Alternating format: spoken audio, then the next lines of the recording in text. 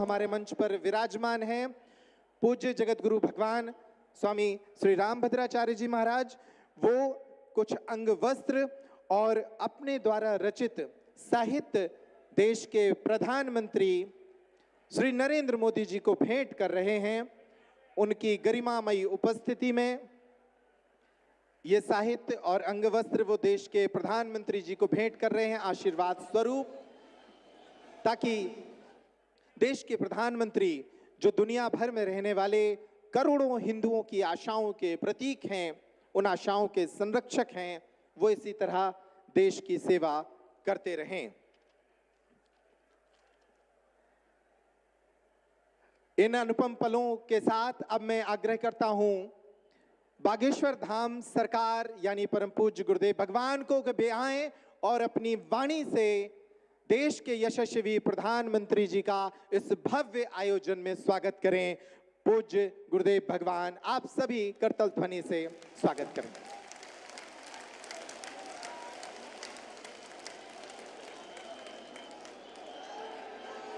जय श्री राम।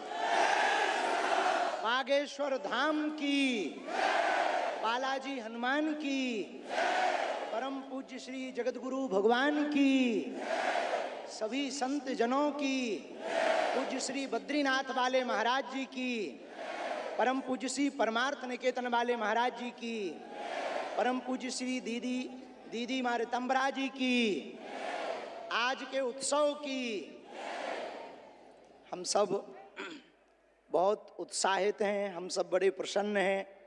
आज पावन तीर्थ बागेश्वर धाम बुंदेलखंड की वो भूमि जो वीरों की भूमि है, हीरों की भूमि है, संतों की भूमि है, महंतों की भूमि है, और एक अनूठा पल बुंदेलखंड के इतिहास में आया है कि परम पूज्यपाद एक तरफ संत भगवान व्यासपीठ के महापुरुष विराजमान हैं, तो दूसरी तरफ विश्व के सबसे लोकप्रिय नेता भारत के यशस्वी माननीय प्रधानमंत्री जी विराजमान। जोरदार ताली बजा करके हम सब पूरा बागेश्वर परिवार स्वागत करें। पीछे तक हम सब जोरदार ताली बजा करके आपका हरे हरे।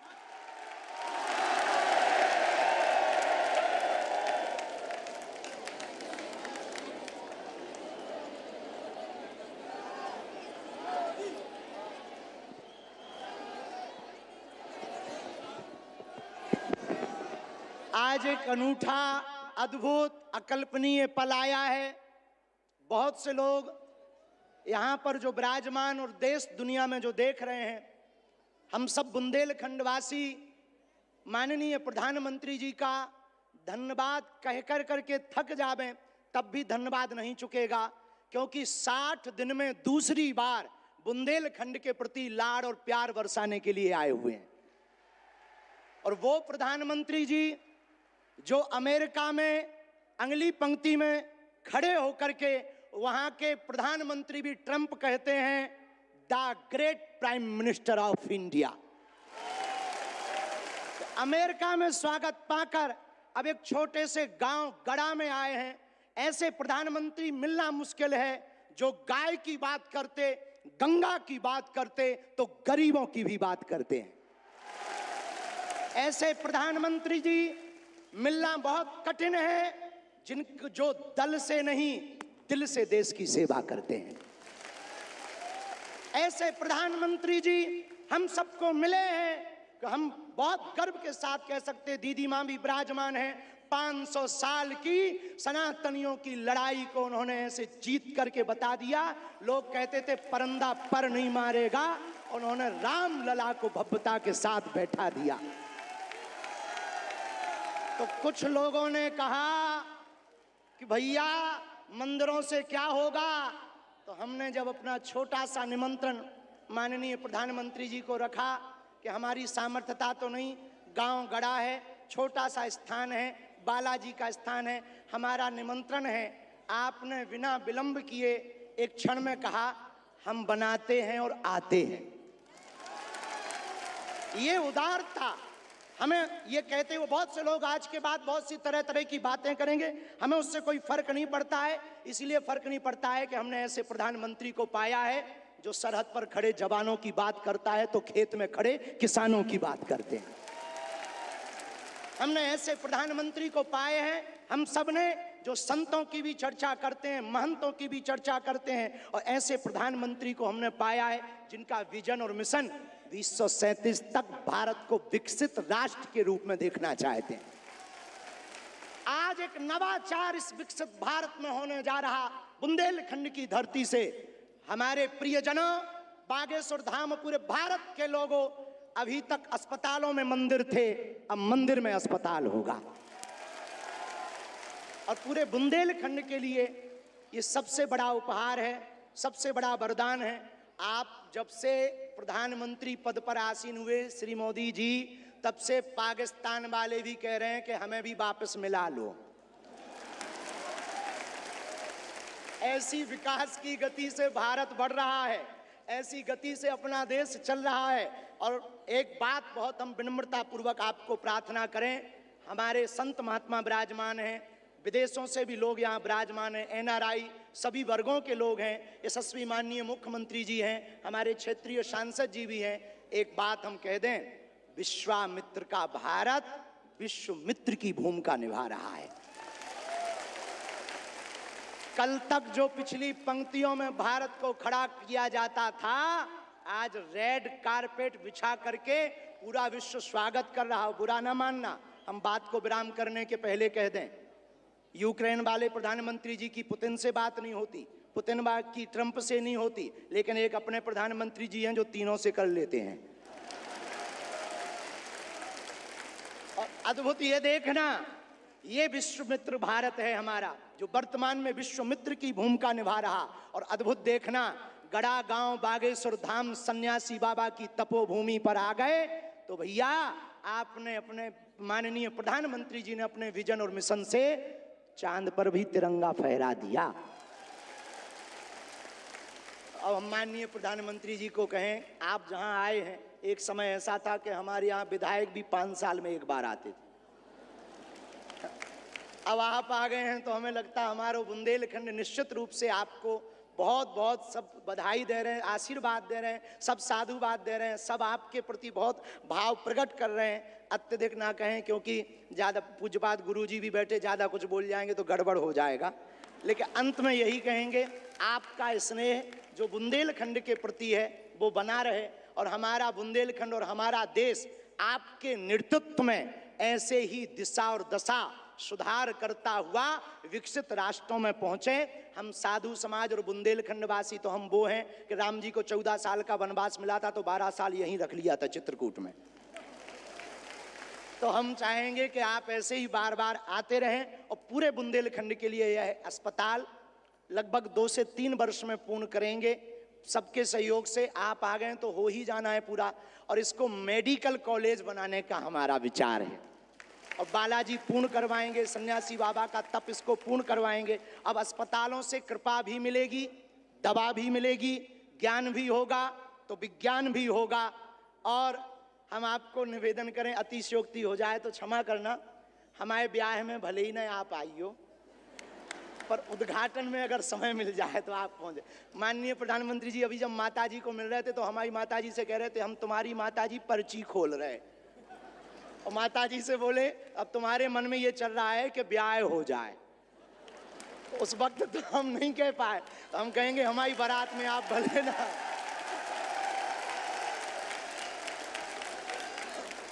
और हमने जब माता जी के प्रति आपका भाव देखा, सॉल लाए माता जी के लिए, और हमें मिला संदेशा कि 5 मिनट हम माता जी को मिले। हम माता जी का जैसे ही भाव माता जी के प्रति देखा, हमने वहीं बैठे बैठे प्रण लिया कि माननीय प्रधानमंत्री जी की माता जी के नाम से इस अस्पताल में एक वार्ड बनाया जाएगा। हमारे मन में ये आया, और बस यही कहेंगे, हम तो कुछ जानते नहीं हैं, ज़्यादा पढ़े लिखे भी नहीं, अंत में यही कहेंगे, आप स्वस्थ रहें और आप ऐसे ही सत्ता में रहें ताकि भारत ऐसे ही विकास करता रहे। हरे हरे बागेश्वर धाम की, सन्यासी बाबा की, दादा गुरुजी की। और भैया जी को आज के कार्यक्रम से बुरो लगे, उठटरी बराबर। इसी के साथ में जय श्री राम।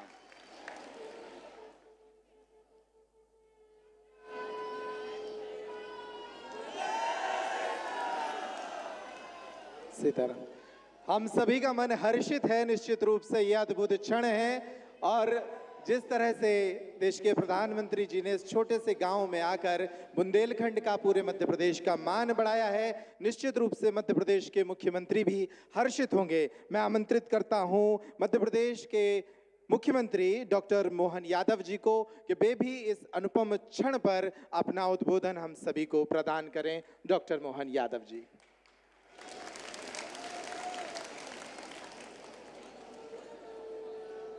आज का दिन वास्तव में एक अलग प्रकार के आनंद का, उत्साह का, उमंग का और खासकर बुंदेलखंड की धरती पर यशस्वी प्रधानमंत्री, मैं एक बार अपनी ओर से, सरकार की ओर से और आप सबकी ओर से आपका स्वागत करता हूं, अभिनंदन करता हूं। बोले बागेश्वर धाम की, महाराजा छत्रसाल की। आज यहाँ यशस्वी प्रधानमंत्री का जब आगमन हुआ है, उसके साथ साथ सारा संत वृंद अपना आशीष देने के लिए, आज का दिन तो देवता भी आशीर्वाद दे रहे होंगे, इतना भव्य धाम अपना जगमगा रहा। इंद्र का इंद्रासन भी आज अलग प्रकार से कहीं न कहीं थोड़ी ईर्ष्या कर रहा होगा।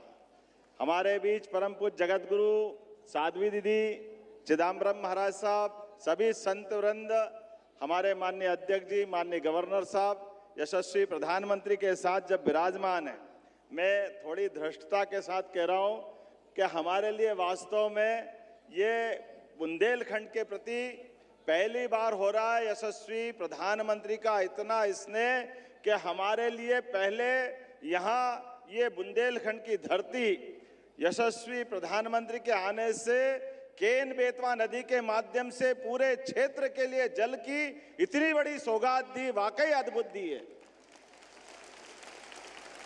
हमारा पूरा बुंदेलखंड उत्तर प्रदेश और मध्य प्रदेश का मिला करके स्वर्गीय भारत रत्न अटल बिहारी वाजपेयी की उस भावना को लेकर के, जो वास्तव में बुंदेलखंड लोग हमारे लिए बात अपने आन बान शान की हो तो प्राण की बाजी लगा करके वीरता का नया प्रतिमान बना सकते हैं। लेकिन जो प्रकृति की मार थी, जहां सूखा पड़ता था, वहां आपके आशीर्वाद से सुखी रहने का आशीर्वाद मिला है। यह आपकी कृपा है, आपकी मेहरबानी है। और उससे बड़ा दो राज्यों के बीच, राजस्थान हो, मध्य प्रदेश हो, उत्तर प्रदेश हो, एकमात्र ये वाकई स्वर्णिम काल चल रहा माननीय प्रधानमंत्री जी, जिनके कारण, आपके कारण से सभी राज्यों के बीच ये अनावश्यक झगड़े और ये इनके बीच पानी के बंटवारों को लेकर पूरे दुनिया भर में भारत की खराब छवि बनती थी। लेकिन आपने ये परस्पर समन्वय पे आशीर्वाद देते हुए, और आशीर्वाद के लिए भी कितना बड़ा आशीर्वाद, केन बेतवा नदी का 1 लाख करोड़ का प्रोजेक्ट 90,000 करोड़ आप दे रहे हो, ये कितना बड़ा आशीर्वाद है। ये वाकई बहुत अद्भुत समय चल रहा है। 70,000 करोड़ का राजस्थान के साथ पार्वती कालीसिंध चंबल प्रोजेक्ट, लेकिन आपके आशीर्वाद से उसकी भी 90% राशि माननीय केंद्र सरकार के माध्यम से प्रधानमंत्री जी दे रहे हैं। ये वाकई अद्भुत समय चल रहा है। जो वसुधैव कुटुंबकम की बात हम सुनते थे, आपका मन कितना बड़ा है, कितना उदार है।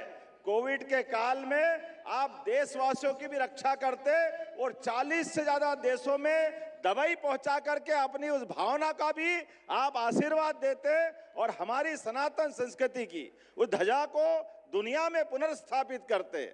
आज के इस अवसर पर मैं आपका और विनम्रता के साथ, एक मेरे मन में भी और आप सबके मन में अलग से एहसास हुआ होगा, माननीय प्रधानमंत्री जी विकास के लिए हमको आशीर्वाद देने आए हैं, लेकिन विकास में मंदिरों का भी योगदान होना चाहिए, मंदिरों की भी अलग से दिशा होना चाहिए।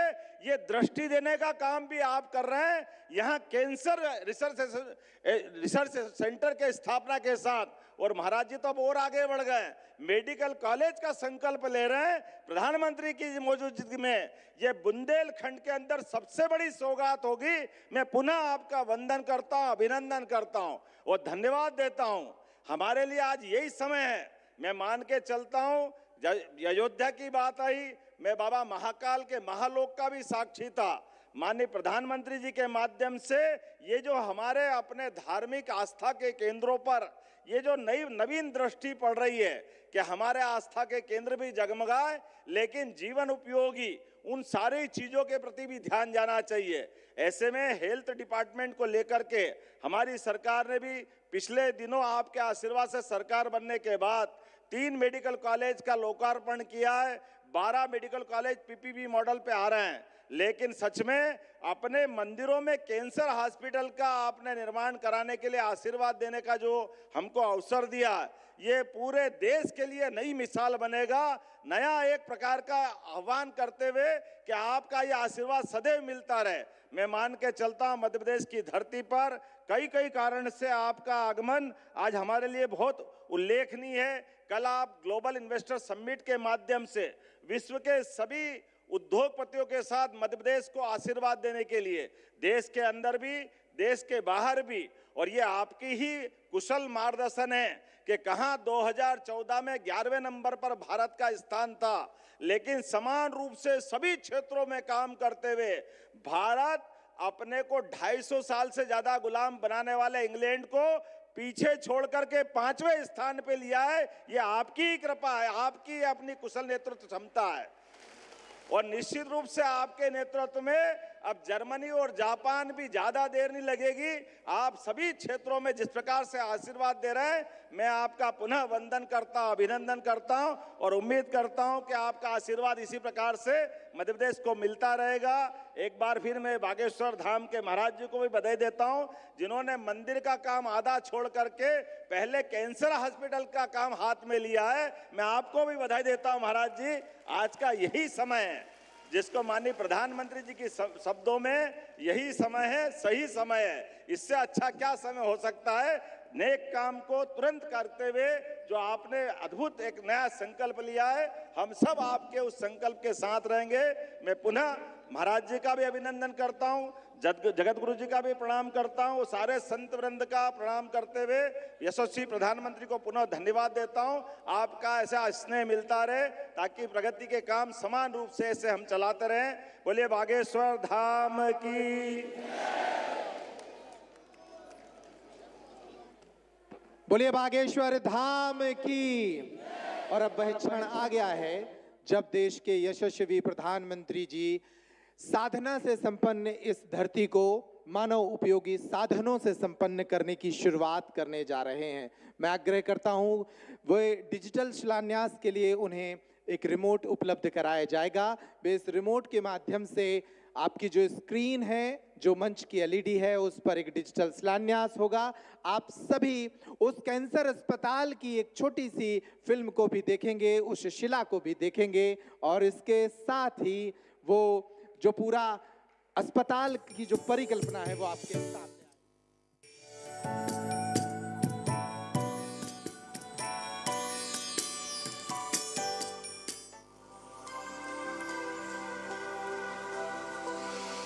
जिन बीमारियों को पहले असाध्य माना जाता, आज उनके इलाज मौजूद है। दुनिया ट्रीटमेंट के साथ ही वेलनेस को महत्व दे रही है, और वेलनेस की बात होती है तो इसमें भारत के पास हजारों वर्ष पुराना अनुभव है। बात यह है कि सब कोई मंदिर बनवाता है, हमने सोचा हम मंदिर नहीं, हम कैंसर हॉस्पिटल बनवाएंगे।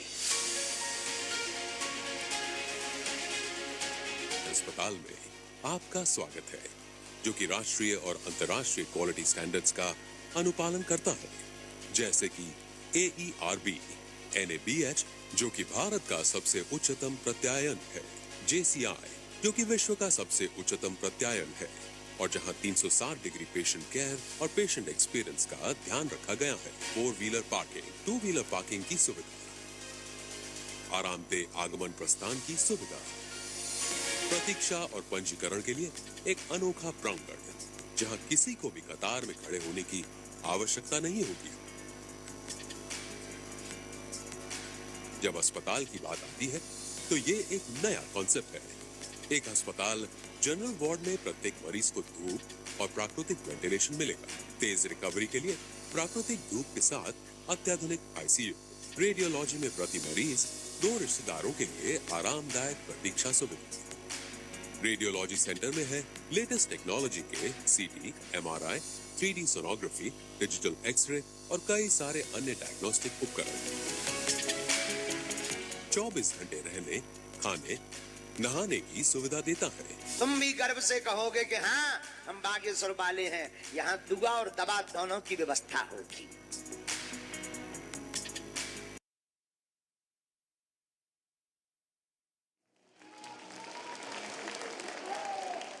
बोलिए बागेश्वर धाम की। ये फिल्म जरूर 2 मिनट की है, लेकिन ये 2 वर्ष पुराना संकल्प है और आने वाले 2 वर्षों में पूर्ण होगा और कई लोगों के काम आएगा। अब वो अवसर है जब हम सभी देश के यशस्वी प्रधानमंत्री जी को सुने। मैं उनसे आग्रह करता हूं कि वे पोडियम पर अपने उद्बोधन के लिए आए। हम सभी तब तक तालियां बजाएं, तब तक वो पोडियम पे ना पहुंचे। बोलिए भारत माता की, बोलिए जय श्री राम।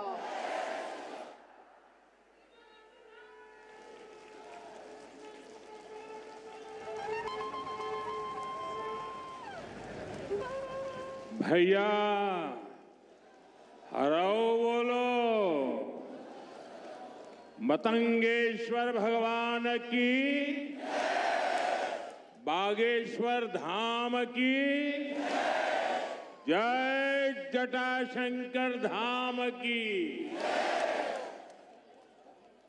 अपुन औरण खां मोरी तरफ से दो ही हाथ जोड़ के राम राम जो।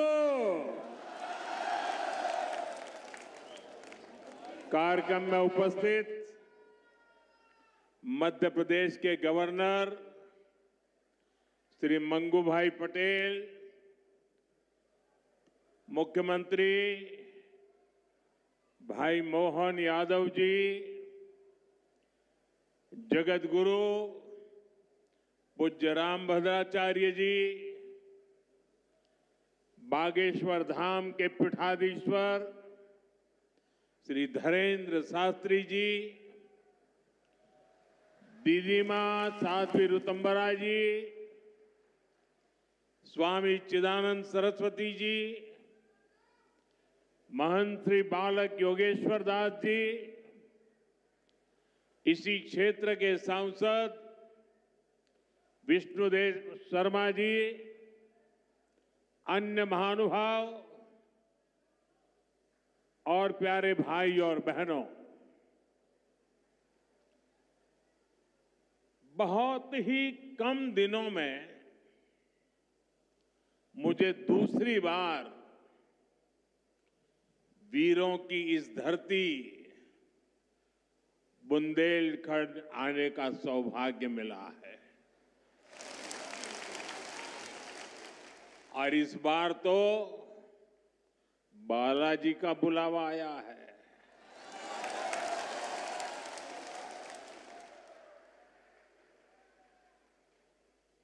ये हनुमान जी की कृपा है कि आस्था का ये केंद्र अब आरोग्य का केंद्र भी बनने जा रहा है। अभी मैंने यहां Shri Bageshwar Dham medical science and research institute का भूमि पूजन किया है। ये संस्थान 10 एकड़ में बनेगा। पहले चरण में ही इसमें 100 बेड्स की सुविधा तैयार होगी। मैं इस पुनीत कार्य के लिए श्री धीरेन्द्र शास्त्री जी का अभिनंदन करता हूं और बुंदेलखंड के लोगों को बहुत बहुत बधाई देता हूं। साथियों, आजकल हम देखते हैं कि नेताओं का एक वर्ग ऐसा है जो धर्म का मखौल उड़ाता है, उपहास उड़ाता है लोगों को तोड़ने में जुटा है और बहुत बार विदेशी ताकतें भी इन लोगों का साथ देकर देश और धर्म को कमजोर करने की कोशिश करती दिखती है। हिंदू आस्था से नफरत करने वाले ये लोग सदियों से किसी न किसी भेष में रहते रहे हैं। गुलामी की मानसिकता से घिरे हुए लोग हमारे मत, मान्यताओं और मंदिरों पर, हमारे संत, संस्कृति और सिद्धांतों पर हमला करते रहते हैं। ये लोग हमारे पर्व, परंपराओं और प्रथाओं को गाली देते हैं। जो धर्म, जो संस्कृति स्वभाव से ही प्रगतिशील है, उस पर ये कीचड़ उछालने की हिम्मत दिखाते हैं। हमारे समाज को बांटना, उसकी एकता को तोड़ना ही इनका एजेंडा है। इस माहौल में मेरे छोटे भाई धीरेंद्र शास्त्री जी काफी समय से देश में एकता के मंत्र को लेकर लोगों को जागरूक करते रह रहे हैं। अब उन्होंने समाज और मानवता के हित में एक और संकल्प लिया है। इस कैंसर संस्थान के निर्माण की ठानी है। यानी अब यहां बागेश्वर धाम में भजन, भोजन और निरोगी जीवन तीनों का आशीर्वाद मिलेगा। साथियों, हमारे मंदिर, हमारे मठ, हमारे धाम ये एक और पूजन और साधना के केंद्र रहे हैं, तो दूसरी ओर विज्ञान और सामाजिक चिंतन के भी, सामाजिक चेतना के भी केंद्र रहे हैं। हमारे ऋषियों ने ही हमें आयुर्वेद का विज्ञान दिया। हमारे ऋषियों ने ही हमें योग का वो विज्ञान दिया जिसका परचम आज पूरी दुनिया में लहरा रहा है।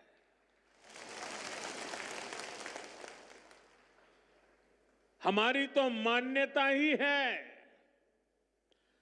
परहित सरिस धर्म नहीं भाई, अर्थात दूसरों की सेवा, दूसरों की पीड़ा का निवारण ही धर्म है। इसलिए नर में नारायण, जीव में शिव, इस भाव से जीव मात्र की सेवा, यही हमारी परंपरा रही है।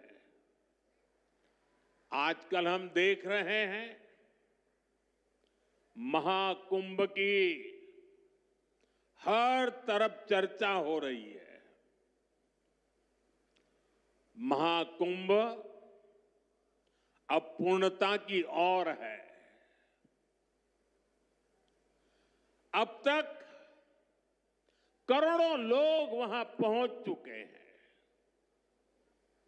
करोड़ों लोगों ने आस्था की डुबकी लगाई है, संतों के दर्शन किए हैं। अगर इस महाकुंभ की तरफ नजर करें तो सहज भाव उड़ जाता है, ये एकता का महाकुंभ है। आने वाली सदियों तक 144 वर्ष के बाद हुआ ये महाकुंभ एकता के महाकुंभ के रूप से प्रेरणा देता रहेगा और देश की एकता को मजबूती देने का अमृत परोसता रहेगा। लोग सेवा भाव से लगे हुए, जो भी कुंभ में गया है एकता के दर्शन तो किए ही हैं, लेकिन जिन जिन से मेरा मिलना हुआ है, दो बातें महाकुंभ में गए हुए हर व्यक्ति के मुंह से हिंदुस्तान के कोने कोने में सुनाई देती है। एक, वे जी भर करके स्वच्छता कर्मियों की उनके गुणगान करते हैं। 24 घंटे जिस सेवा भाव से इस एकता के महाकुंभ में स्वच्छता के कार्य को संभाल रहे हैं, मैं आज उन सभी स्वच्छता के साथियों को आदरपूर्वक नमन करता हूं। दूसरी एक विशेषता है जो हमारे देश में बहुत कम सुनने को मिलती है, और इस बार मैं देख रहा हूं एकता के इस महाकुंभ से आए हुए हर यात्री कह रहा है कि इस बार एकता के महाकुंभ में पुलिस कर्मियों ने जो काम किया है, एक साधक की तरह, एक सेवाव्रती की तरह पूरी नम्रता के साथ देश के कोटि कोटि जनों को संभालना इस एकता के महाकुंभ में जिन पुलिस कर्मियों ने देश के लोगों का दिल जीत लिया है, वे भी बधाई के पात्र है। लेकिन भाइयों बहनों, प्रयागराज के इसी महाकुंभ में इसी सेवा भावना के साथ अनेक विध समाज सेवा के प्रकल्प चल रहे हैं, जिसकी तरफ मीडिया का तो ध्यान जाना बड़ा मुश्किल है, लेकिन ज्यादा चर्चा भी नहीं हुई है। अगर मैं सभी इस सेवा प्रकल्पों की चर्चा करूं तो शायद मेरा अगला कार्यक्रम डिस्टर्ब हो जाएगा, लेकिन मैं एक का उल्लेख करना चाहता हूं। इस एकता के महाकुंभ में नेत्र महाकुंभ चल रहा है। इस नेत्र महाकुंभ में देश के कोने कोने से आए हुए यात्री, गरीब परिवारों से आए हुए लोग, उनकी आंखों की जांच होती है, मुफ्त में होती है। नेत्र चिकित्सक, देश के गणमान्य डॉक्टर 2 महीने से वहां बैठे हुए हैं, और इस नेत्र महाकुंभ में अब तक 2 लाख से ज्यादा मेरे भाई बहनों की आंखों की जांच हो चुकी है। करीब 1.5 लाख लोगों को निशुल्क दवाई और चश्मे दिए गए हैं और कुछ लोग ऐसे पाए गए जिनके मोती बिंदु के ऑपरेशन की जरूरत थी। तो इस नेत्र महाकुंभ से चित्रकूट और अगल बगल के स्थानों पर जहां पर अच्छी नेत्र चिकित्सा की अस्पतालें थी, करीब 16,000 मोतियाबिंद के ऑपरेशन के लिए उन अस्पतालों में भेज करके एक भी पैसा का खर्च बिना उन सबके मोतियाबिंद के ऑपरेशन किए गए हैं। ऐसे कितने ही अनुष्ठान इस एकता के महाकुंभ में चल रहे हैं। भाइयों बहनों, ये सब कौन कर रहा है?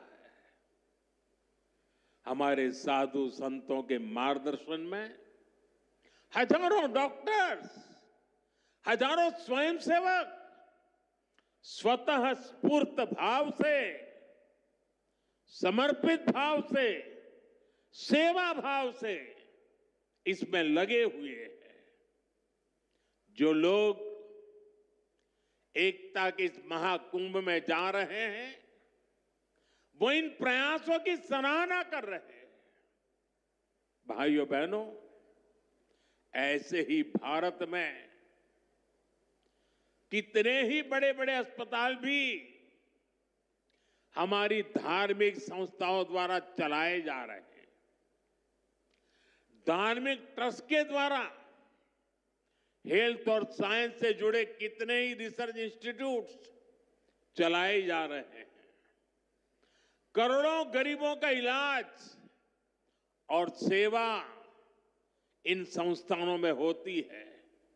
मेरी दीदी मां यहां बैठी है। अनाथ बालिकाओं के लिए जिस प्रकार से समर्पण भाव से वो सेवा करती है, अपना जीवन बेटियों के लिए उन्होंने समर्पित कर दिया। साथियों, यहीं पास में हमारे बुंदेलखंड का चित्रकूट, प्रभु राम से जुड़ा ये पवित्र तीर्थ खुद दिव्यांगों और मरीजों की सेवा का कितना बड़ा केंद्र है।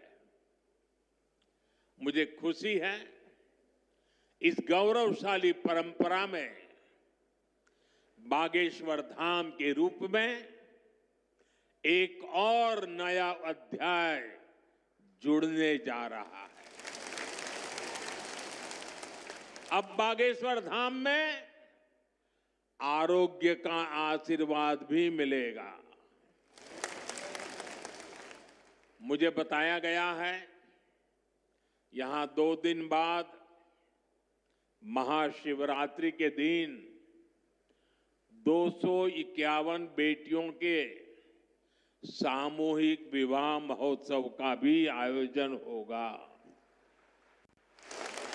मैं इस पुण्य कार्य के लिए भी बागेश्वर धाम की सराहना करता हूं। मैं सभी नवविवाहिता दंपतियों को, मेरी बेटियों को सुंदर और सुखी जीवन के लिए अग्रिम बधाई देता हूं, हृदय से आशीर्वाद देता हूं। साथियों, हमारे शास्त्रों में कहा गया है, शरीर माध्यम खलु धर्म साधनम, अर्थात हमारा शरीर, हमारा स्वास्थ्य ही हमारे धर्म, हमारे सुख और हमारी सफलता का सबसे बड़ा साधन है। इसलिए जब देश ने मुझे सेवा का अवसर दिया तो मैंने सबका साथ सबका विकास के मंत्र को सरकार का संकल्प बनाया और सबका साथ सबका विकास के इस संकल्प का भी एक बड़ा आधार है। सबका इलाज, सबको आरोग्य। इस विजन को पूरा करने के लिए हम अलग अलग स्तर पर फोकस कर रहे हैं। हमारा फोकस है बीमारी से बचाव पर। आप मुझे बताइए, यहां स्वच्छ भारत अभियान के तहत टॉयलेट, शौचालय हर गांव में बने हैं कि नहीं बने हैं? इससे आपकी मदद हुई कि नहीं हुई? आपको पता है, शौचालय बनने से एक और फायदा हुआ है। शौचालय बने हैं तो गंदगी से होने वाली बीमारियां भी कम हुई है। एक स्टडी कहती है, जिन घरों में शौचालय बने हैं वहां हजारों रुपये बीमारी पर खर्च होने से बचे हैं। साथियों, 2014 में हमारी सरकार आने से पहले हालात ये थी कि देश में गरीब जितना बीमारी से नहीं डरता था, उससे ज्यादा डर उसे इलाज के खर्च से लगता था। अगर परिवार में कोई एक व्यक्ति भी गंभीर बीमारी का शिकार हो जाए तो पूरा परिवार संकट में आ जाता था। मैं भी आप सबकी तरह गरीब परिवार से निकला हूं। मैंने भी इन तकलीफों को देखा है और इसलिए मैंने संकल्प किया है, मैं इलाज का खर्च कम करूंगा और आपकी जेब में ज्यादा से ज्यादा पैसे बचाऊंगा।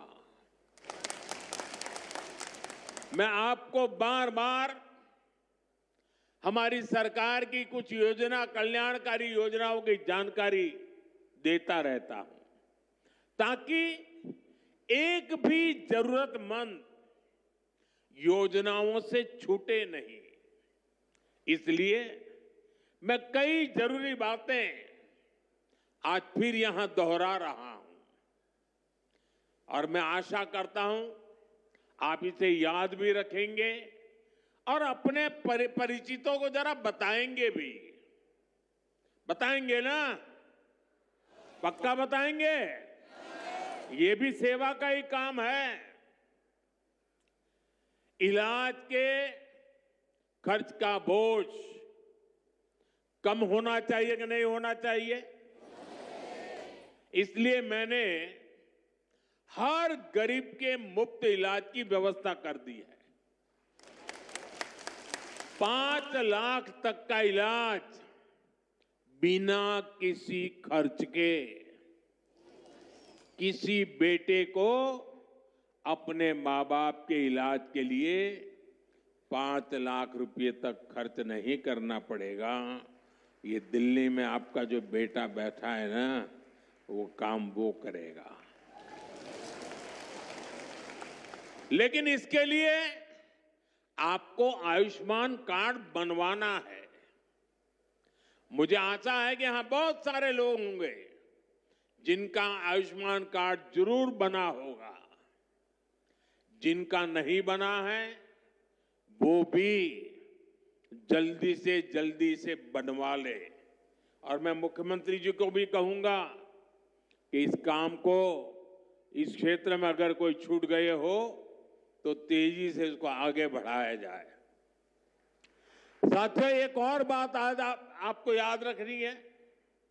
अब गरीब, अमीर, मध्यम वर्ग, कोई भी परिवार हो, परिवार में 70 साल से अधिक उम्र के सभी बुजुर्गों के लिए भी मुफ्त इलाज के लिए आयुष्मान कार्ड बन रहे हैं। ये कार्ड भी ऑनलाइन ही बन जाएंगे। इसके लिए कहीं किसी को कोई पैसा देना नहीं है। और अगर कोई पैसे मांगता है तो सीधे मुझे चिट्ठी लिखना, बाकी काम मैं कर लूंगा।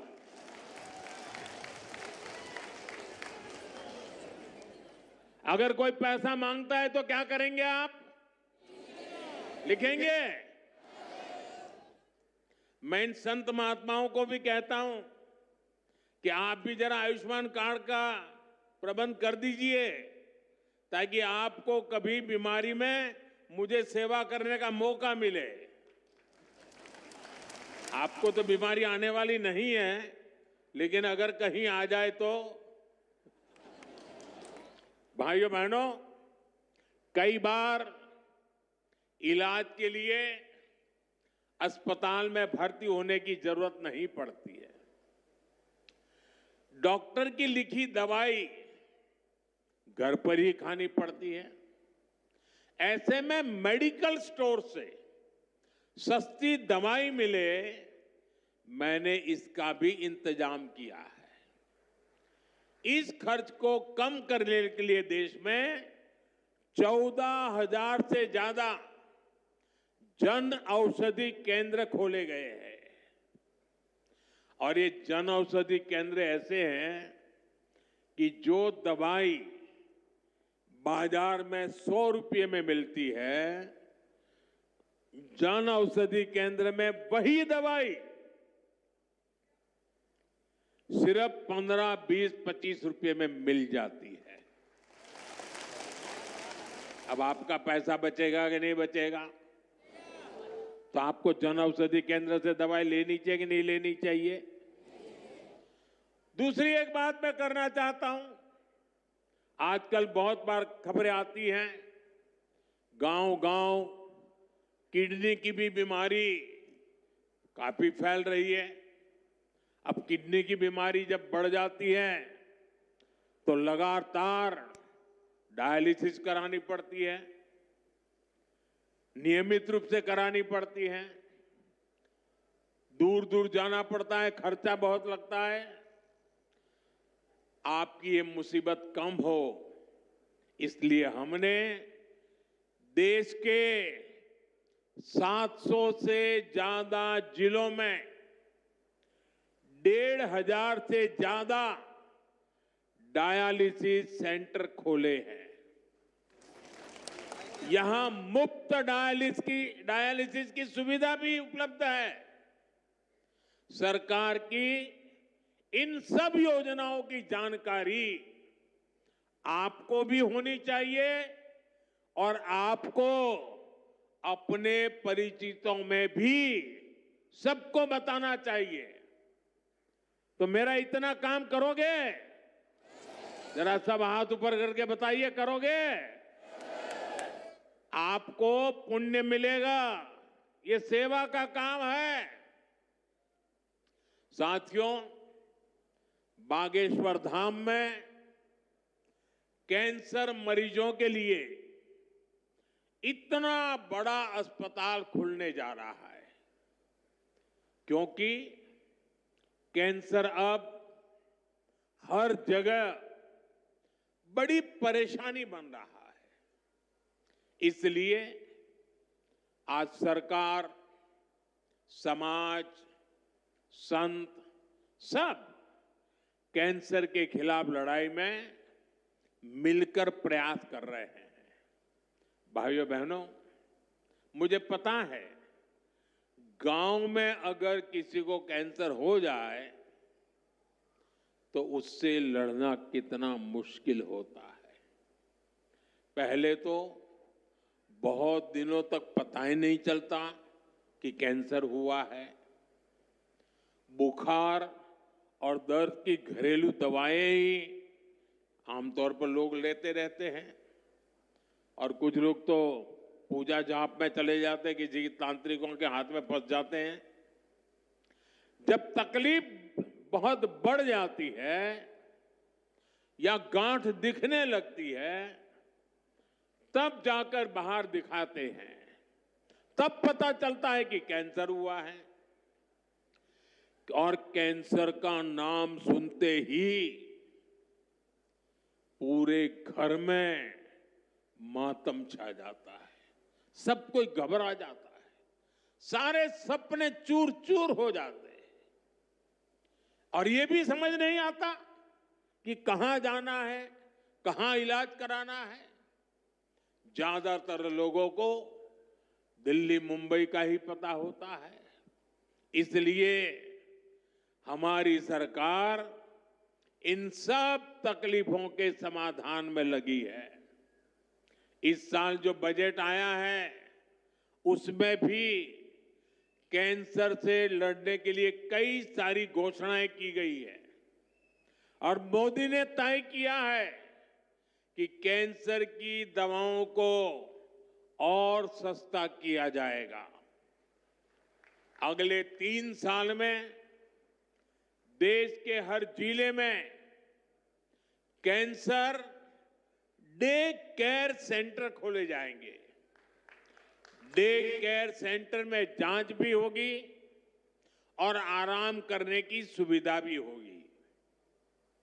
आपके पड़ोस में ही जो जिला अस्पताल है, चिकित्सा केंद्र हैं, वहां कैंसर क्लिनिक भी खोले जा रहे हैं।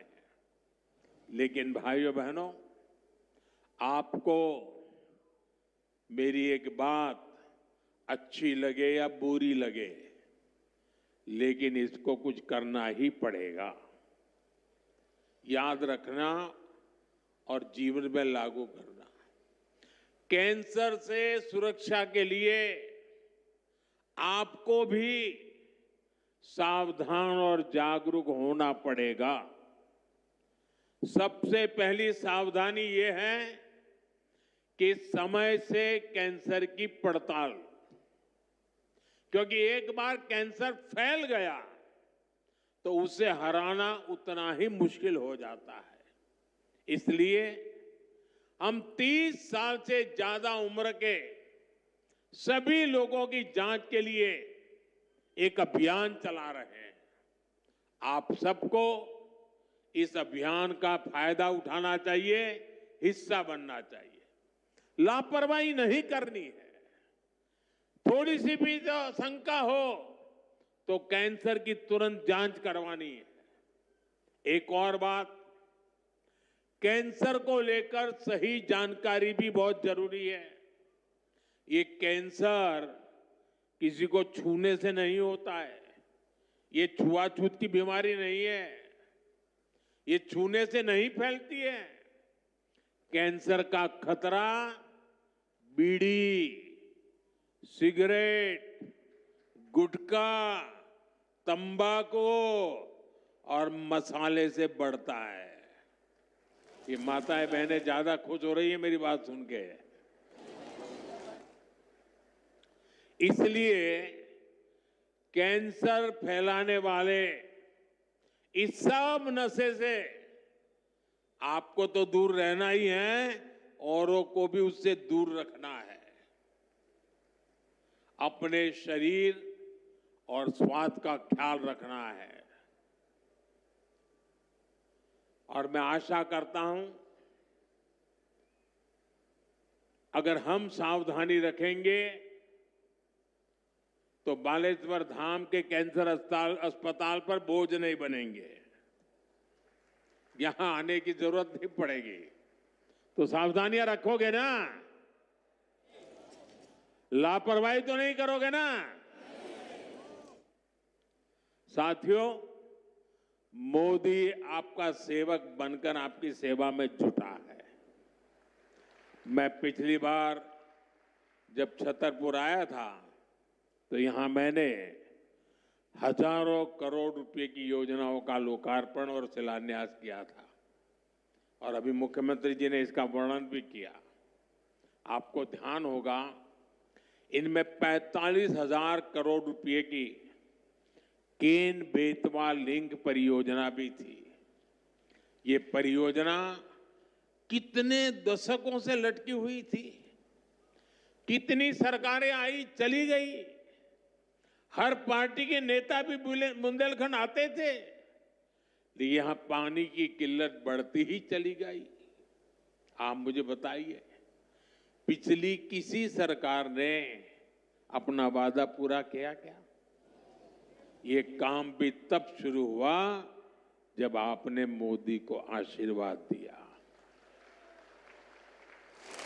पीने का पानी और उसका संकट दूर करने के लिए भी तेजी से काम हो रहा है। जल जीवन मिशन यानी हर घर जल परियोजना के तहत बुंदेलखंड के गांव-गांव में पाइप से पानी पहुंचाया जा रहा है। गांव में पानी पहुंचे, हमारे किसान भाई बहनों की तकलीफ दूर हो, उनकी आय बढ़े, हम इसके लिए दिन रात मेहनत कर रहे हैं। भाइयों बहनों, बुंदेलखंड समृद्ध बने, इसके लिए जरूरी है कि हमारी माताएं बहनें भी उतनी ही सशक्त बने। इसके लिए हमने लखपति दीदी और ड्रोन दीदी जैसी योजनाएं शुरू की है। हम 3 करोड़ बहनों को लखपति दीदी बनाने का लक्ष्य लेकर चल रहे हैं। बहनों को ड्रोन उड़ाने की ट्रेनिंग भी दी जा रही है। बुंदेलखंड में सिंचाई का पानी पहुंचेगा। बहनें ड्रोन से फसलों पर छिड़काव करेगी, खेती में मदद करेगी, तो हमारा बुंदेलखंड समृद्धि के रास्ते पर तेजी से आगे बढ़ेगा। भाइयों बहनों, गांव में ड्रोन तकनीक से एक और बड़ा जरूरी काम हो रहा है। स्वामित्व योजना के अंतर्गत ड्रोन से जमीन की पैमाइश करा के उसके पुख्ता कागज दिए जा रहे हैं। यहां एमपी में तो इसे लेकर बहुत अच्छा काम हुआ है। अब इन कागजों पर लोग बैंक से आसानी से लोन भी ले रहे हैं। ये लोन रोजगार धंधे में काम आ रहा है, लोगों की आय बढ़ रही है। साथियों, बुंदेलखंड की इस महान धरती को विकास की नई ऊंचाई पर पहुंचाने के लिए डबल इंजन की सरकार दिन रात मेहनत कर रही है। मैं बागेश्वर धाम में कामना करता हूं, बुंदेलखंड समृद्धि और विकास की राह पर इसी तरह आगे बढ़ता रहे। और आज मैं हनुमान दादा के चरणों में आया तो मुझे लगा कि ये धीरेन्द्र शास्त्री अकेले ही पर्ची निकालेंगे कि मैं निकाल पाऊंगा। तो मैंने देखा कि आज हनुमान दादा की मुझ पे कृपा होती है कि नहीं होती है। तो हनुमान दादा जी ने मुझे आशीर्वाद दिया और मैंने आज पहली पर्ची निकाली, उनकी माताजी की पर्ची निकाली, और जिसकी बात शास्त्री जी ने बता दी आपको। खैर साथियों, ये बहुत बड़ा अवसर है, बहुत बड़ा काम है। संकल्प बड़ा हो, संतों के आशीर्वाद हो, प्रभु की कृपा हो, तो समय सीमा में सब पूर्ण होता है। और आपने कहा है कि इसके उद्घाटन के लिए मैं आऊं, दूसरा कहा है कि उनकी बारात में मैं आऊं। मैं आज सार्वजनिक रूप से वादा करता हूं, दोनों काम कर दूंगा।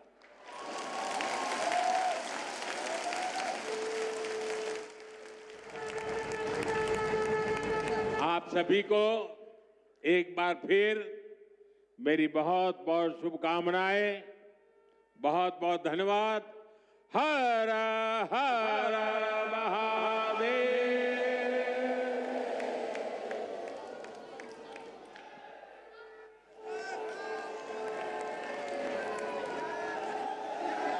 ये नारे रुकने नहीं चाहिए उनकी उपस्थिति में।